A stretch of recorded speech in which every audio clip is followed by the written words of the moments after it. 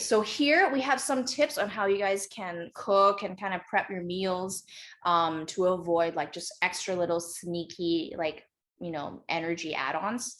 The first one is one that I just do every time I meal prep. I just bought a really nice, like high quality nonstick pan. Yeah, so the one I use is a Scan pan. It's just big. I throw everything into it and I just fry it up, right? You don't have to use any oil.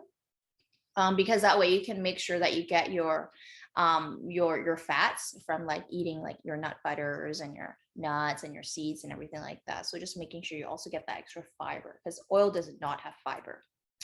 So next one is monk fruit. If you're going to look for a sweetener, I don't know if you use like any sweeteners, but okay. So those of you who still need to put sugar in your coffee, like me, I found this amazing brand called Lakanto.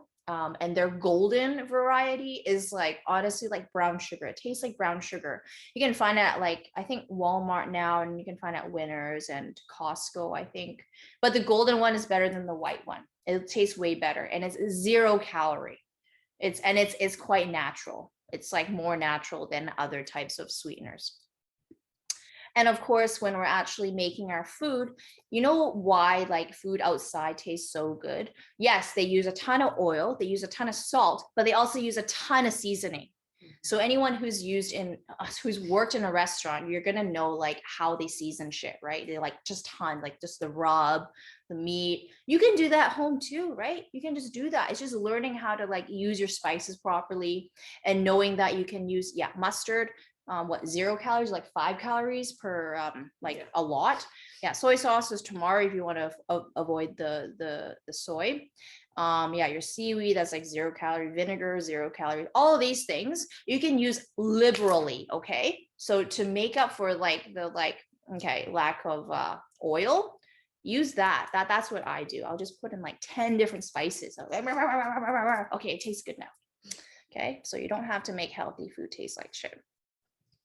And here, just like what we talked about earlier, making sure we're getting enough fiber, because like I told you from my box of penne, fiber is subtracted, like the amount of fiber you have is subtracted from the amount of carbohydrates that are present in that food, right? So the higher the fiber, guess what? The less carbs you're eating, which we want.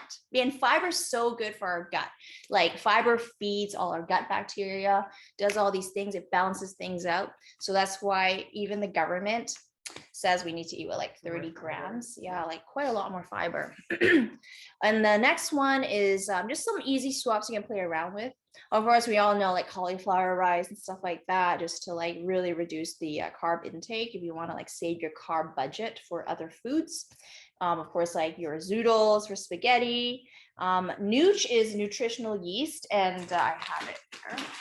So this is like really cool because it's got 880% of your vitamin B required intake per day. 800%. 490% of folate. This is per a quarter cup, so you're gonna have to eat a lot of this. 8 grams of protein in a quarter cup. 5 grams of carbs. 3 grams of those 5 grams is fiber, okay? And it's like 910% of your thiamine requirements. It's so crazy. Honestly, this is something like, I hope you guys fall in love with labels like this, because this is gonna like make your fitness progress, okay?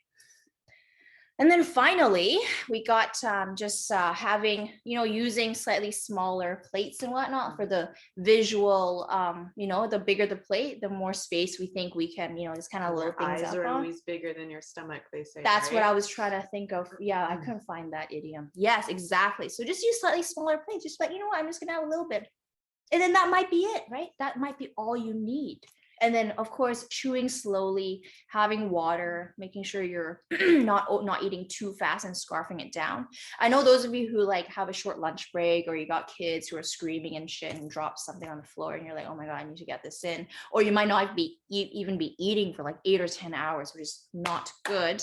Try to still make time to have like a little bit of a meal. I think some of you struggle with like not eating lunch and stuff like that, right?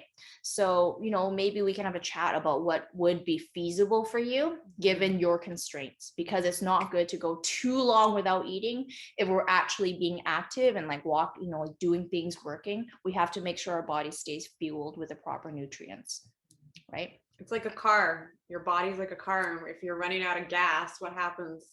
Yep. Right? Yeah, it just breaks down eventually.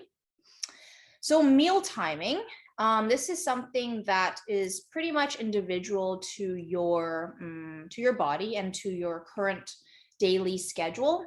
So for myself, I like to not eat breakfast, and I'll have my first meal after my workout, right? My lunch after my workout, and then I'll have dinner. And Sophie has a few more meals, right? Depending on her work schedule. So it really, we don't want to undereat anything, but we don't want to overeat anything. So we can, if you guys want to figure out what it is that works best for you, some important things that we want to make sure we always stay on top of is having adequate protein each meal. And perhaps if you're not hitting your protein requirements for the day in those meals, say if you're like me and you eat 2 meals, okay? And each meal, you don't want to eat like 50 grams of protein. So maybe you'll have a little snack, like a little protein bar, a little protein shake, or have some edamame beans or something else that contains like enough protein to just bump you up to what you need for that day. Okay. And that's essentially what like my 5 meals look like. It includes like breakfast, lunch, and dinner, and then like maybe 2 little snacks in between there, which are like, yeah, protein shakes and some cheese or something like that. Just really quick to get it in, right? Quick, easy, like not messy, right? Yep. Okay, so we're just going to cover just a couple of things that are still floating around, like should really be gone by now. But any of you guys, you guys probably don't think this because you're actually training with us. So yay. But there's still some women out there who think like, if I touch a weight, I'm going to just blow up and I'm just going to have all this jacked muscle. And I wish, like, guys would wish that were true without having to touch like steroids, right? That's not how the body works, especially when it's a female body.